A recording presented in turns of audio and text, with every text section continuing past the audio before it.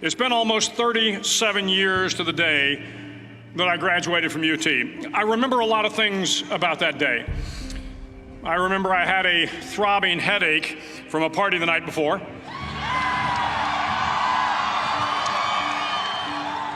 I remember I had a serious girlfriend who I later married. That's important to remember, by the way. And I remember I was getting commissioned in the Navy that day. But of all the things I remember, I don't have a clue who the commencement speaker was, and I certainly don't remember anything they said. So acknowledging that fact, if I can't make this commencement speech memorable, I will at least try to make it short. So the university's slogan is, "What starts here changes the world." Well, I've got to admit, I kind of like it. What starts here changes the world. Tonight, there are almost 8,000 students, or there are more than 8,000 students graduated from UT. So that great paragon of analytical rigor, Ask.com, says that the average American will meet 10,000 people in their lifetime. 10,000 people, that's a lot of folks. But if every one of you changed the lives of just 10 people, and each one of those people changed the lives of another 10 people, and another 10, then in 5 generations, 125 years, the class of 2014 will have changed the lives of 800 million people. 800 million people. Think about it. Over twice the population of the United States. Go one more generation, and you can change the entire population of the world. 8 billion people. If you think it's hard to change the lives of 10 people, change their lives forever, you're wrong. I saw it happen every day in Iraq and Afghanistan. A young Army officer makes a decision to go left instead of right down a road in Baghdad, and the 10 soldiers with him are saved from a close-in ambush. In Kandahar province, Afghanistan, a non-commissioned officer from the female engagement team senses that something isn't right and directs the infantry platoon away from a 500-pound IED, saving the lives of a dozen soldiers. But if you think about it, not only were those soldiers saved by the decisions of one person, but their children were saved, and their children's children. Generations were saved by one decision, one person. But changing the world can happen anywhere, and anyone can do it. So what starts here can indeed change the world. But the question is, what will the world look like after you change it? Well, I'm confident that it will look much, much better.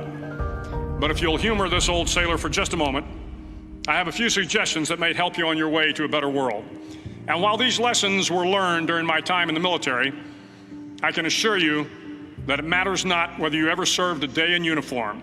It matters not your gender, your ethnic or religious background, your orientation, or your social status. Our struggles in this world are similar, and the lessons to overcome those struggles and to move forward, changing ourselves and changing the world around us, will apply equally to all. I've been a Navy SEAL for 36 years. But it all began when I left UT for basic SEAL training in Coronado, California. Basic SEAL training is 6 months of long, torturous runs in the soft sand, midnight swims in the cold water off San Diego, obstacle courses, unending calisthenics, days without sleep, and always being cold, wet, and miserable. It is 6 months of being constantly harassed by professionally trained warriors who seek to find the weak of mind and body and eliminate them from ever becoming a Navy SEAL. But the training also seeks to find those students who can lead in an environment of constant stress, chaos, failure, and hardships. To me, basic SEAL training was a lifetime of challenges crammed into 6 months. So here are the 10 lessons I learned from basic SEAL training that hopefully will be of value to you as you move forward in life. Every morning in SEAL training, my instructors, who at the time were all Vietnam veterans, would show up in my barracks room, and the first thing they'd do was inspect my bed. If you did it right, the corners would be square, the covers would be pulled tight, the pillow centered just under the headboard, and the extra blanket folded neatly at the foot of the rack. It was a simple task, mundane at best, but every morning we were required to make our bed to perfection. It seemed a little ridiculous at the time, particularly in light of the fact that we were aspiring to be real warriors, tough, battle-hardened SEALs. But the wisdom of this simple act has been proven to me many times over. If you make your bed every morning, you will have accomplished the first task of the day. It will give you a small sense of pride, and it will encourage you to do another task, and another, and another. And by the end of the day, that one task completed will have turned into many tasks completed. Making your bed will also reinforce the fact that the little things in life matter. If you can't do the little things right, you'll never be able to do the big things right. And if by chance you have a miserable day, you will come home to a bed that is made, that you made. And a made bed gives you encouragement that tomorrow will be better. So if you want to change the world, start off by making your bed. During SEAL training, the students are all broken down into boat crews. Each crew is 7 students, 3 on each side of a small rubber boat, and 1 coxswain to help guide the dinghy. Every day, your boat crew forms up on the beach and is instructed to get through the surf zone and paddle several miles down the coast. In the winter, the surf off San Diego can get to be 8 to 10 feet high, and it is exceedingly difficult to paddle through the plunging surf unless everyone digs in. Every paddle must be synchronized to the stroke count of the coxswain. Everyone must exert equal effort, or the boat will turn against the wave and be unceremoniously dumped back on the beach. For the boat to make it to its destination, everyone must paddle. You can't change the world alone. You will need some help. And to truly get from your starting point to your destination takes friends, colleagues, the goodwill of strangers, and a strong coxswain to guide you. If you want to change the world, find someone to help you paddle. Over a few weeks of difficult training, my SEAL class, which started with 150 men, was down to just 42. There were now 6 boat crews of 7 men each.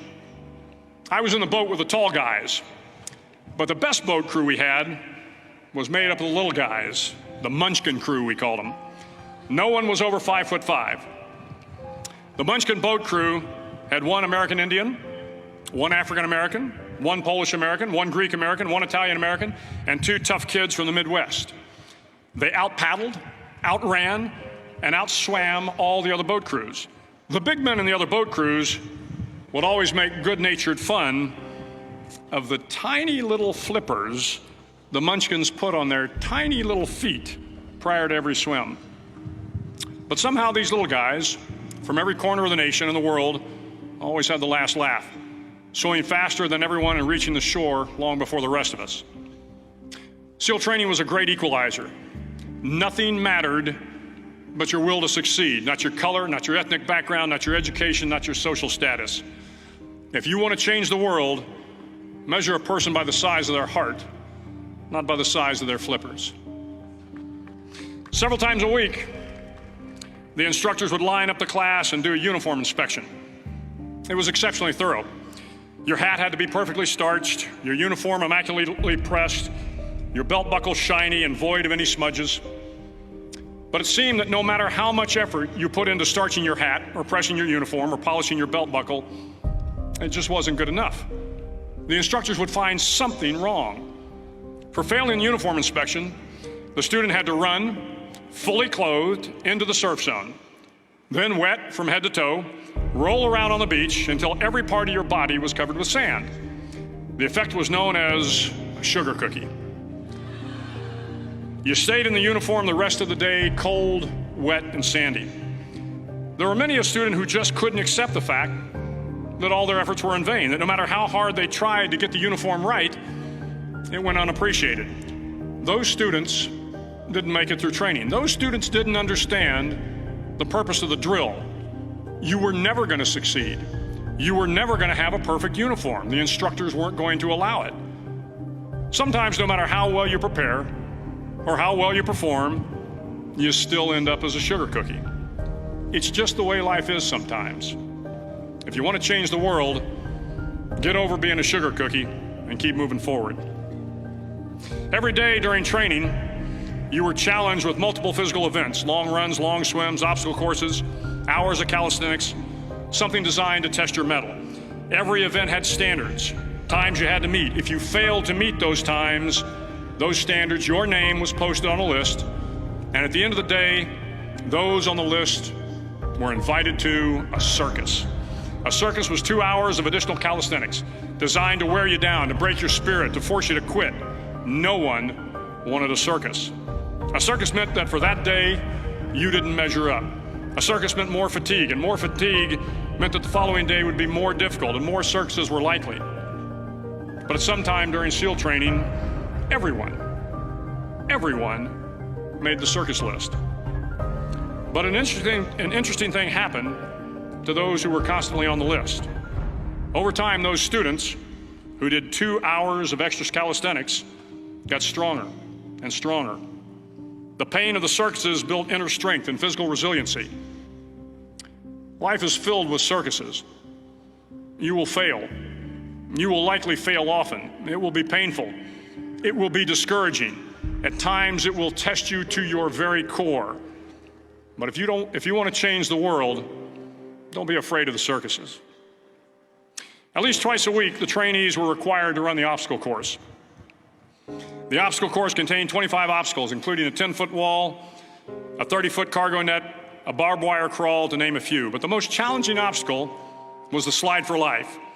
It had a 3-level, 30-foot tower at one end and a 1-level tower at the other.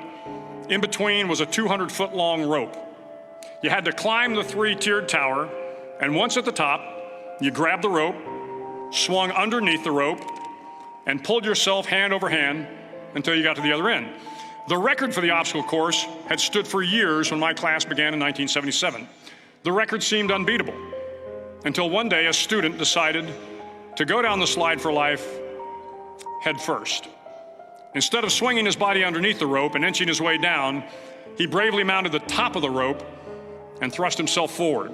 It was a dangerous move, seemingly foolish and fraught with risk.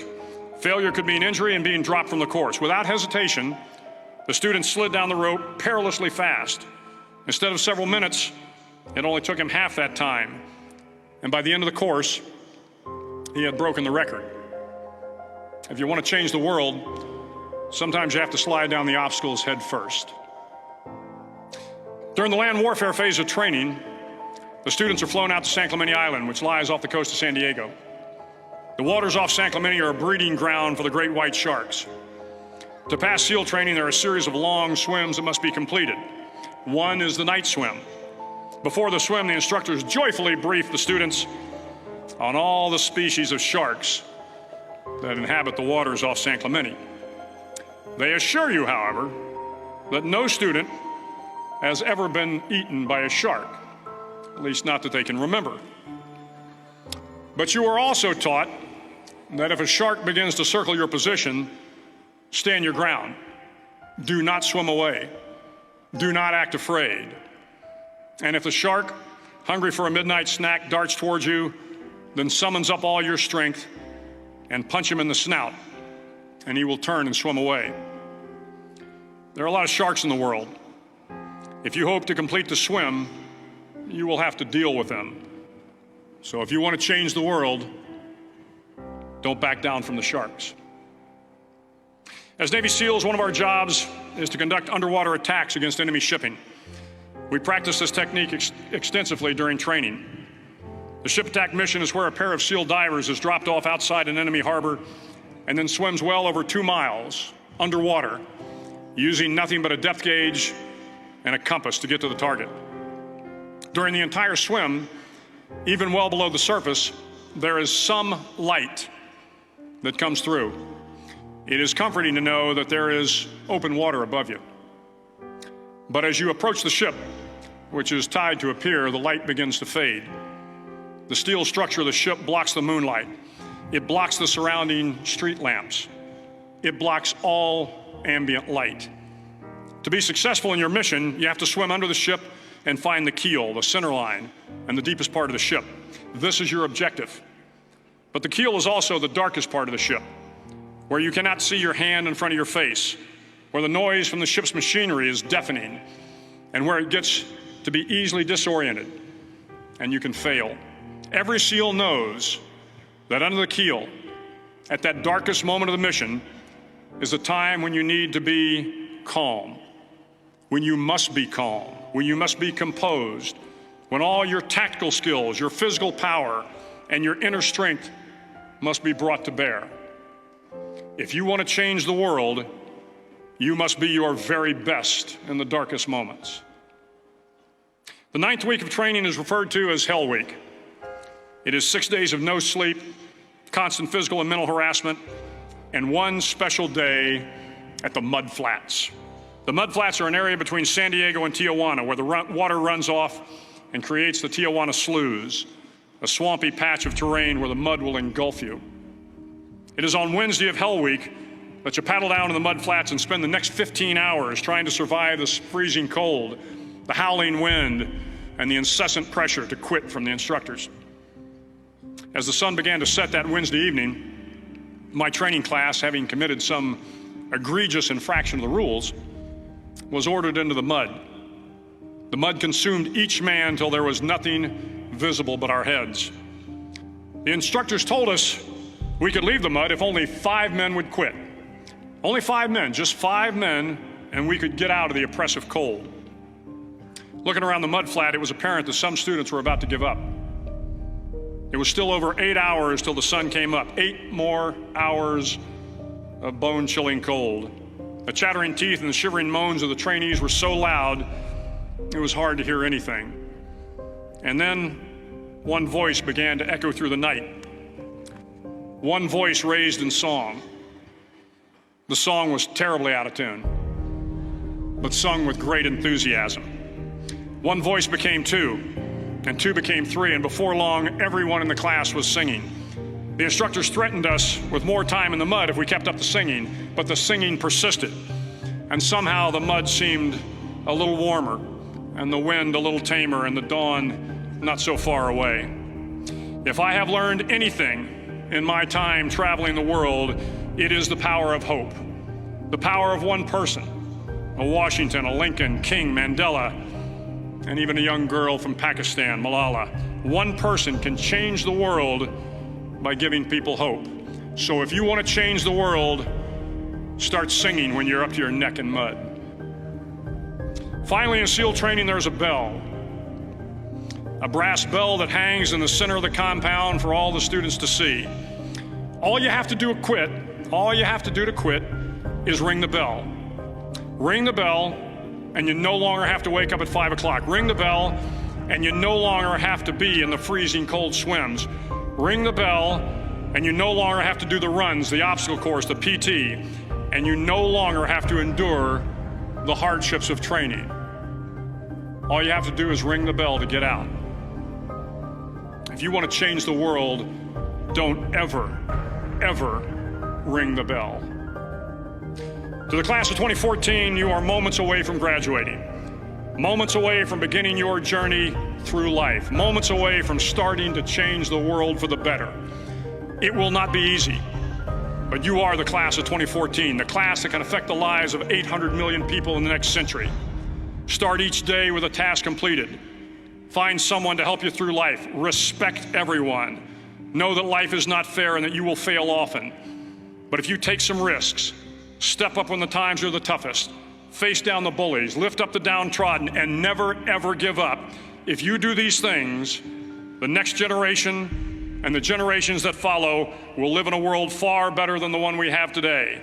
And what started here will indeed have changed the world for the better. Thank you very much. Hook 'em horns.